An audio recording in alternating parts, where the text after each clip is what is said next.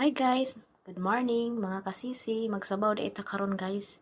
Mo ni among sabawon karon guys. Para rong gabi gi-prepare na ko ni siya. Kuha ni siya kanang ni siya guys. Ambot og unsa ni siya basta kay melon ni siya, kinds of melon. Tapos dates, dry dates, tapos scallop, dried scallop, and kuan kaning carrot, tapos chestnut, 3 pieces of ginger, tapos yun lang. O carne, nasa ilalom ang carne guys. Gamit ni siya kaaron guys kay ang nakapadalag tamis ani niya ang dates ug ang kuan ang carrot ug ang chestnut gamit po ni siya kay nuts siya.